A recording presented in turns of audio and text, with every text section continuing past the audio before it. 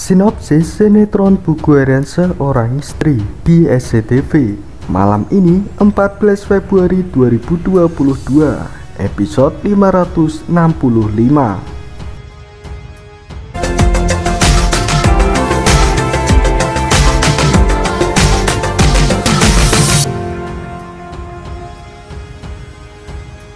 Assalamualaikum warahmatullahi wabarakatuh.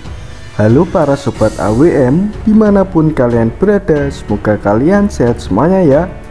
Berjumpa lagi dengan saya yang menghadirkan berita terbaru seputar sinetron Buku Harian Seorang Istri. Nah, bagi kalian yang baru menemukan channel ini, saya ucapkan selamat bergabung.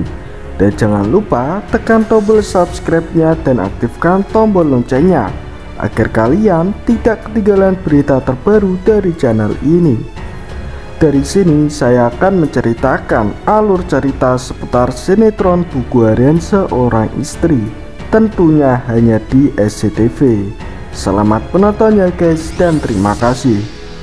Nah, di awal scan kali ini terlihat di penjara Kevin sedang dikeroyok oleh napi-napi lain yang ada di sana. Saat itu pun Kevin tidak hanya tinggal diam, tapi masih bisa memberi perlawanan. Namun Kevin yang berjuang sendiri jelas kalah melawan beberapa orang dari mereka. Lalu di tempat yang lainnya, sidang pengadilan pun sedang berlangsung. Di sini kita bisa melihat Alia saat itu memberi kesaksian yang jelas soal bagaimana Kevin menculik Junior. Kalau Kevin telah terlihat jelas mengambil Junior dari strollernya. Sementara di sisi yang lainnya, Dewa hampir terjatuh dari atas gedung. Sedangkan Nana, Livia, dan Roni sigap membantu agar Dewa tidak terjatuh dari gedung tersebut. Di samping itu, Fajar dan Lia juga melihat kejadian itu. Dan seketika mereka berdua langsung berusaha untuk menolong Dewa. Lanjut di adegan selanjutnya.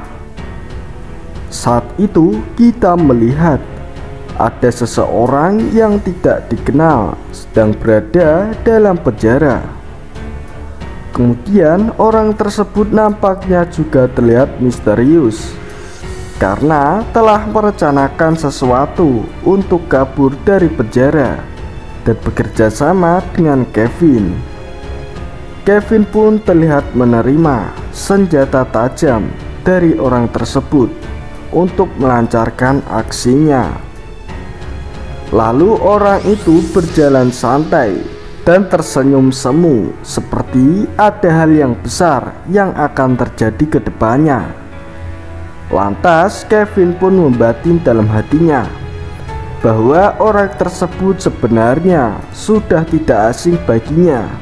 Namun dirinya masih belum mengetahui pasti siapakah orang tersebut.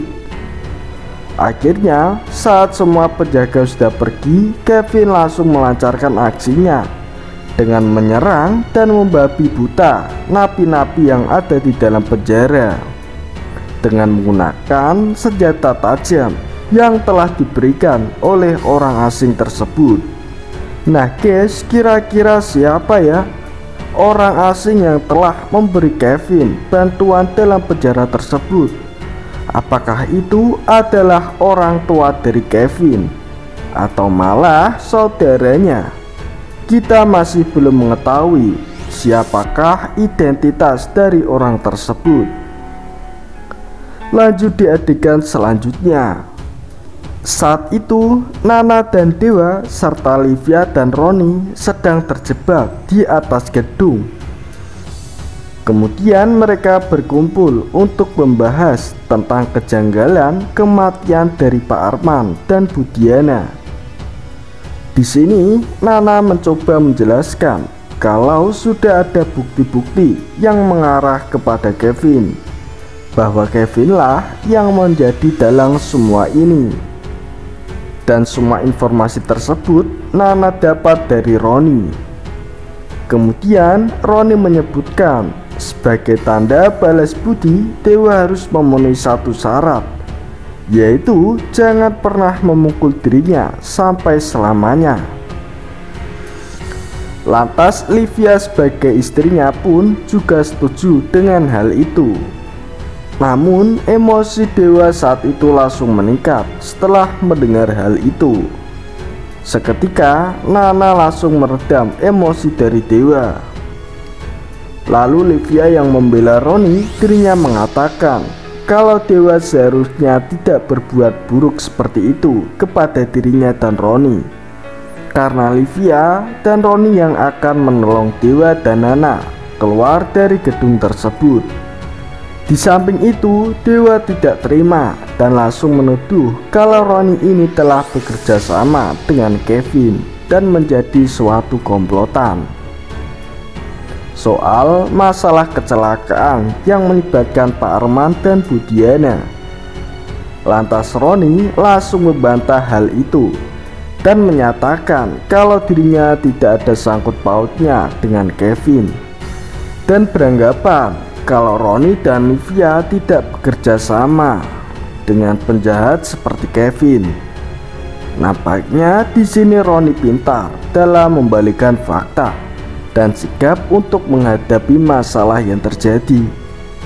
Namun di sini dewa tidak langsung percaya begitu saja kepada Roni, serta Roni mengungkapkan kalau dirinya lah yang menjadi saksi mata penculikan junior yang dilakukan oleh Kevin beberapa waktu yang lalu, dan dirinya juga berjanji akan menjadi saksi saat persidangan nantinya, guna agar Kevin mendapatkan hukuman yang setimpal. Lanjut di adegan selanjutnya. Saat itu Fajar sedang mengalami kondisi yang cukup lemas akibat kedinginan di saat mereka terkunci dalam ruangan. Namun di sini Lia sigap memberi pertolongan dengan cara memeluk Fajar, dan mereka berdua nampak dekat sekali saat itu. Lantas Fajar terlihat raut wajahnya pun mulai memucat. Namun Lia tidak tinggal diam dan terus memberikan perhatian dan pelukan hangat kepada Fajar. Fajar yang mengalami kondisi yang lemas lalu mengatakan kalau inilah yang dia lakukan saat Nana terkena hipotermia untuk menyelamatkan nyawa dari Nana. Di sini pun Fajar berusaha untuk bersikap jujur sejujurnya kepada Lia bahwa dia tidak ada niatan lain selain menyelamatkan nyawa dari Nana. Kemudian Lia berusaha untuk menenangkan Fajar agar tidak membuang-buang tenaganya, biar tidak mengalami drop, dan bisa-bisa di sini nyawa Fajar akan melayang. Mungkin dari kalian bisa berpendapat di bawah kolom komentar ini. Dan sampai di sini dulu guys ulasan singkat dari saya. Mohon maaf bila ada perkataan yang salah dari saya ucapkan terima kasih. Wassalamualaikum warahmatullahi wabarakatuh.